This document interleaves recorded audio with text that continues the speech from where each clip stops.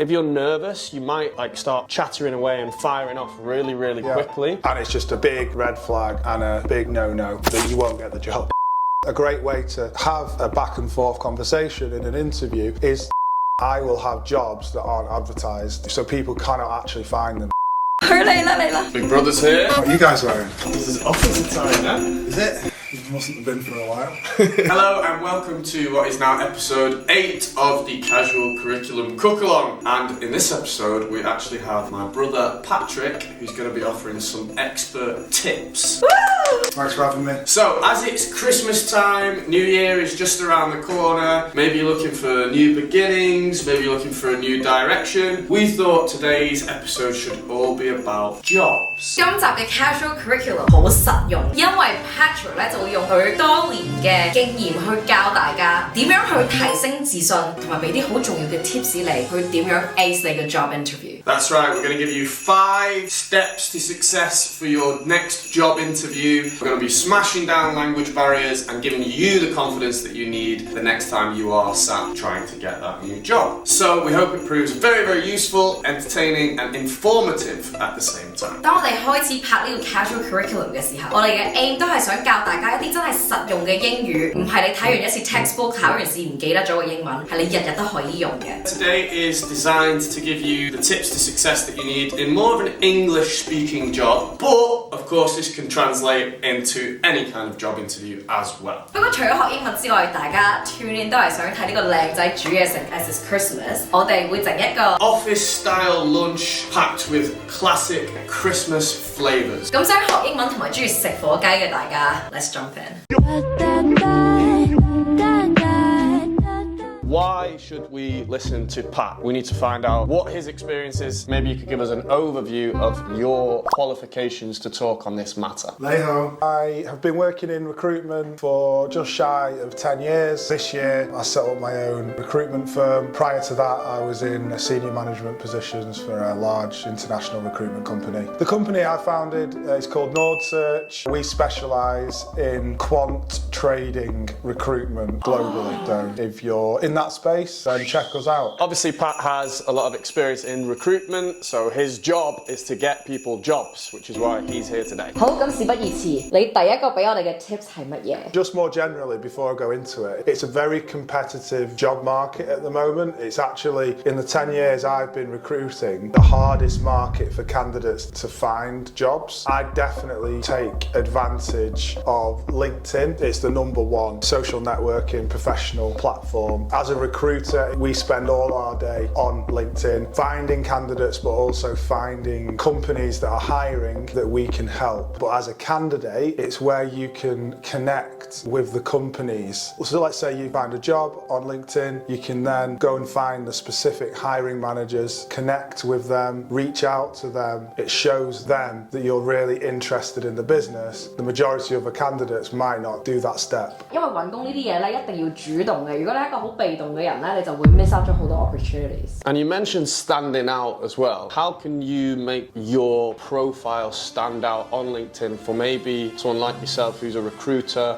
or for a company? Yeah, it's a really good question. How you set up your profile enables you to be easier to be found. You want it to be very obvious on your profile that that is what you do. Your job title should be very easy to read, that you should have a description in the about section, which gives you an opportunity. This is your shop window to tell people who you are, what you do, and if you want a job, the easier you are to find is going to help recruiters either reach out to you or when you apply for a job, for someone to quickly go on your LinkedIn. That's what every company does now. They'll look at your LinkedIn before they see your CV. Wow. Because that's where hiring managers, they just want a quick look at you. So make sure you have a professional picture, make sure you include your key achievements in your profession of choice. If you have anyone who you've worked with, can they recommend you on LinkedIn? Just makes you more credible. And it sounds like you're getting binged on LinkedIn at the moment as well. It doesn't stop. So that's tip 1. We're going to get started on our Christmas-themed office lunch, which is going to be leftover turkey sandwich. Sounds horrible, but we're really going to elevate it. 唔緊要，我哋由細到大睇開麥兜嘅。火雞留喺指甲嗰陣味，原來洗咗好多次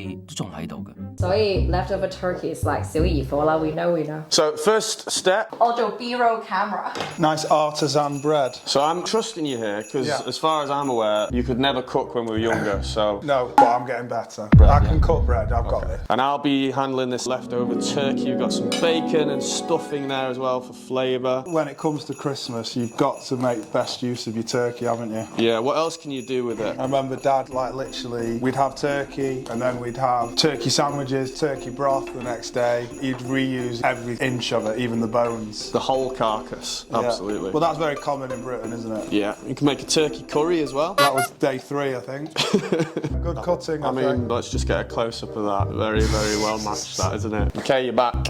No nibbling. You don't like stuffing, do you? No. Something wrong with you. You can't live in England and not like stuffing. Sandwiches beginning to be prepared. We're going to go on to tip 2 now. Speak to recruiters. The UK is the 3rd largest recruitment market in the world. Oh, wow. That means there is thousands of recruiters in the UK. And how it works is every industry, in any job, there will be recruiters that purely specialise in that industry, in the location that you live. So that means that they know every single company that operates in that market. And they will have a very good idea of who is hiring in your area. And they will be able to give you great advice on who are the best companies, what you're worth in terms of compensation, who the company is, information about them before you interview. And they're basically your coach. They will coach you through the process. They don't charge you anything. It's a completely free service for you to utilise as a candidate because they get their fee from the client. They will work extremely hard to find you a role. The best place to go and find these recruiters is LinkedIn. They will either reach out to you directly because you've got a great profile, but also what you can do is be proactive. As I say, it's a competitive job market. Go and find the recruiters. There's 2 different types of recruiters. There's what we call agency recruiters, and these are people that work for firms like mine, where we are a business that all we do is recruitment. But also what you have in some of the multinational companies is internal recruitment teams. So they have departments. All they do is the recruitment side of the business. Reach out to those people. If you see a job, a company you want to work for, go and reach out to the recruitment team because that it's their job to get you in the process and tell you all about the company, etc. And let's say as somebody who's looking for a job, like you say, using LinkedIn, how would I actually search for a recruiter on LinkedIn? Recruiters will be advertising the jobs. You'll be able to see who the relevant recruitment companies are in that industry, or you can search for job title recruiter in Manchester in the financial services industry. If you Google that search, you will find recruiters because recruiters want to be found. They will advertise on Google as well. So whether it's in Hong Kong, Singapore, London, wherever it might be, you could just find recruiter in Hong Kong for a particular role. Yeah. 我覺得次次我哋有嘉賓嚟都學好多嘢。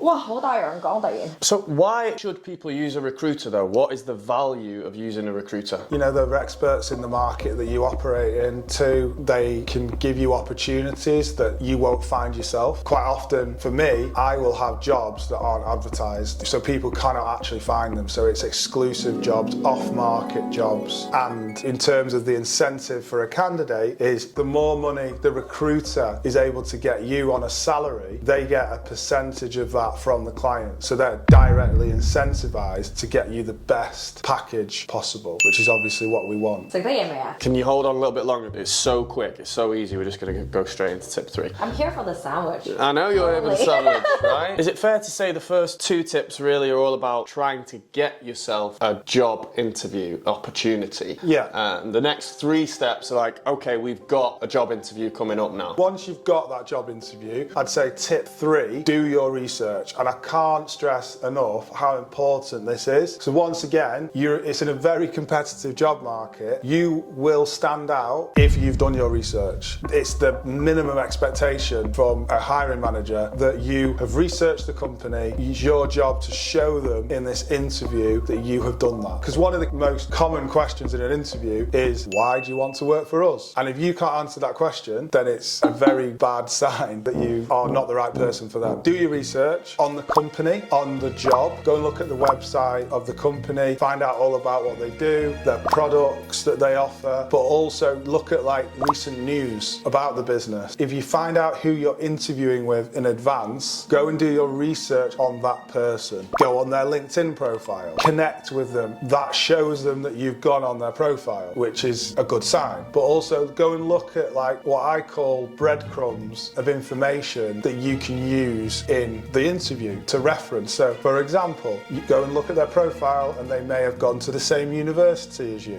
I would mention that in an interview, because at the end of the day, an interview is a conversation between two people, maybe more, and you're looking for shared interests. The quicker you can find common ground, the better the conversation. If you have just thrown in at the start, oh, I noticed that you went to University of Cambridge, so did I. Straight away, it helps the conversation and it shows that you have researched that person. So does this work on both job interviews and going on a date? Yeah, job interview is like a date. There's very similar parallels with that, yeah, for sure. 所以 Patrick 好成功啊！佢唔止事業成功，仲有埋老婆，有2個細路。This man's got skills. It sounds very straightforward, but I guess people do go in, maybe they're nervous, maybe they're underprepared, and the nerves come because they've not done their research. They don't feel like they have enough knowledge about the role or the person to make important connections and to stand out and be memorable in that job interview room. If you look at it the opposite way, it's so obvious for a company if you haven't done your research. And it's just a big red flag and a big no-no that you won't get the job. Immediately shows a bit of your work ethic. The amount of times I've had feedback from clients saying, oh, the candidate looks great, sounds like he could do the job, but we're not interested because they didn't seem interested in us. That is a big thing as well. Everybody wants to be wanted. Okay, so next step with elevated sandwich. Wait,你個廚神 apron, where is it? What does that say on your apron? Chusa, cooking god. God, very modest. To elevate it a little bit, we're going to fry the bread. You don't necessarily have to do this if you want to make a quick sandwich, but it does make it taste a lot nicer. So we're going to take this olive oil, just get a good bash of that. 哇，你睇整到幾污糟，應間邊個清潔啦？就係我啦。 So we're going to have it on a high heat, olive oil face down, and let that do its work over there. Just going to make it a little bit more special. 好大引誘咯，而家啲嘢食幾前面，但係唔易食得住。 Okay, so tip 4, and you've already mentioned this in the previous tip, but we're going to go into more detail now. Like I said, going back to what we mentioned earlier, job interview is conversation. Got to be as likable, as memorable as possible because you may be up against 10 other candidates for the same job. So you've got to stand out from the crowd, but also your hard skills, which is like your experience, that is going to be obviously a big reason in why you get the job, but also what's, in my opinion, as important is your soft skills, your ability to be liked by the people you're interviewing with and how you portray yourself, how you come across. These are like softer skills, but like communication. So how clearly you communicate is key in a job interview, especially if this is over video. You've got to really make sure that it's clear what you're saying because you're not in the room. It's harder to communicate over video sometimes. So I'd say small talk is really important, part of like Western culture in an interview. So again, look for common ground and reference that in the interview. It could be that you saw they recently did a product launch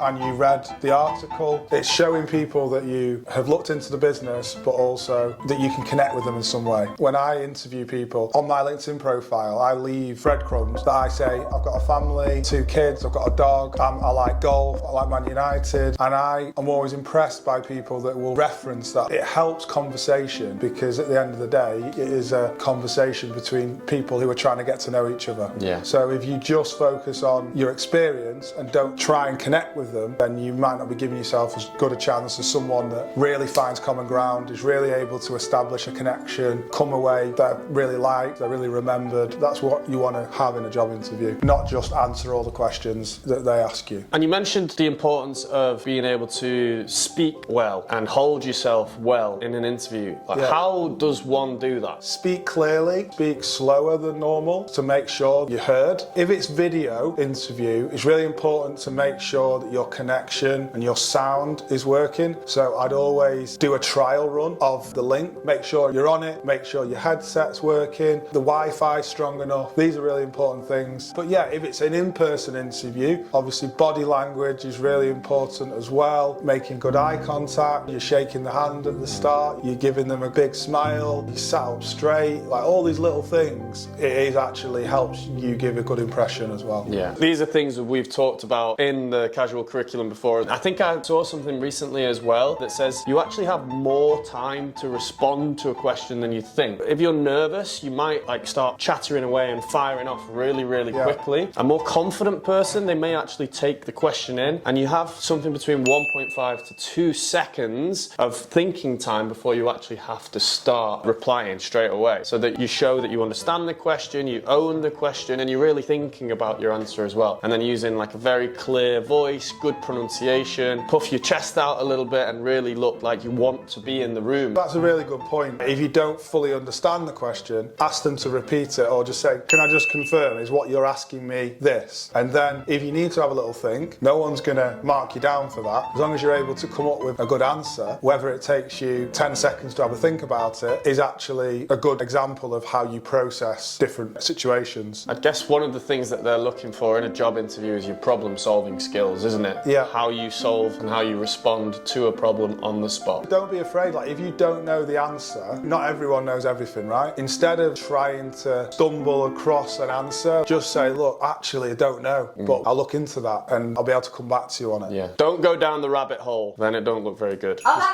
Miss me? Always. So, tip 5, our final tip of today. An interview is a two-way process, and the best interviews aren't just you sat there answering all their questions. It should feel like a conversation going back and forth, and a great way to have a back and forth conversation in an interview is to have questions that you want to ask them as well, and they expect you to be having questions. So if you don't have any questions, that's normally like a bit of a bad sign. What I'd always say is, in your preparation for an interview, have some questions written down that are in your mind as well for you to ask. You don't have to ask them at the end of the interview as well, but they'll always say at the end of an interview, do you have any questions for us? So you can ask them there, but if you want to ask, if the topic is relevant at that time to ask a specific question, then I'd do that. So for me, always have at least 3 questions in your mind ready to ask them, and that's based on the research you've done. So you might want to know a little bit more about the culture of the business. You might want to understand, for this role, what does the first 6 months, 12 months look like? These are normally good questions that'll give you a better insight into the role and the company. Excellent. So, ask good questions. 同埋咧，如果你一開始入去個 interview 之前已經有呢啲問題喺你個腦入邊啦，如果你好緊張或者例如要 brain freeze 嘅時候，你都可以入翻去你攞個 folder 攞呢啲問題出嚟。Bringing that piece of paper in is no problem, because again it shows that you're prepared, you've done your research. These are all the things a company wants to see, that someone has given it a lot of thought. Okay, so those are our 5 tips, and just to summarise and give you an overview, we'll just run through those now. Tip 1 was to get LinkedIn or update your profile. Yeah, be all over LinkedIn. Step 2 was to make sure you find recruiters. Leverage recruiters, speak to recruiters in your market. They'll give you all the coaching and help and advice you need. Step 3, and this is more when you have a job interview, make sure you do your research and you are prepared. Yeah, the saying goes, if you fail to prepare, you prepare to fail. Step 4, make sure you are personable and memorable. Obviously using small talk, knowing in advance what you want to talk about, what you can reference at the start of that interview so it's not awkward. 咁大家如果唔知